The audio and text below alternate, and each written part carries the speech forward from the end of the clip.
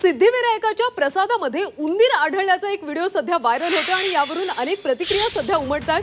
खरं तर तिरुपती बालाजीच्या लाडूमध्ये सुद्धा अशाच पद्धतीने जनावरांची चरबी वापरल्याचा आरोप केला होता आणि त्यानंतर आता मुंबईतल्या सिद्धिविनायक मंदिरातल्या प्रसादामध्ये उंदराची पिल्लं सापडल्याचा आरोप होतोय।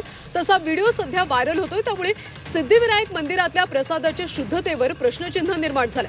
मात्र दुसरीकडे सिद्धिविनायक प्रशासनाने आरोप फेटाळले।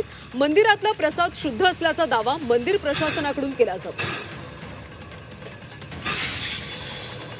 ती जी काही क्लिप फिरते या क्लिपमध्ये तसं काही तथ्य नाही। आपल्याला शुद्ध लाडू देणं आणि भक्तांना त्या माध्यमातून गणेशरायाचे आशीर्वाद भक्तांपर्यंत पोहोचवणं हा खऱ्या अर्थाने त्याचा उद्दिष्ट आहे।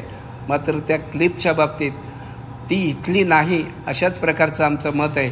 कारण ती कुठली आहे, कधीची आहे किंवा त्याचे नेमकं काय आहे, प्लास्टिकच्या पिशवीतनं कोण काय तिथे ठेवतं आहे हे काही कळलेलं नाही आणि त्याची ठिकाणसुद्धा काही कळत नाही। त्यामुळे या सगळ्याची आपण निश्चित चौकशी करू आणि त्यावरती योग्य ती कारवाई आपण नक्की करू। व्हिडिओ व्हायरल होत आहे त्याची चौकशी तर सरकारच्या वतीने होईल।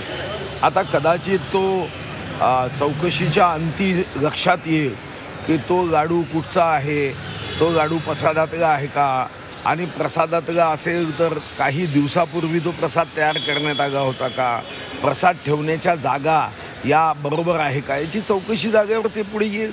आता कोणतीही गोष्ट जेव्हा यामध्ये टाकण्यात येते त्याची चौकशी करणं गरजेचं असतं।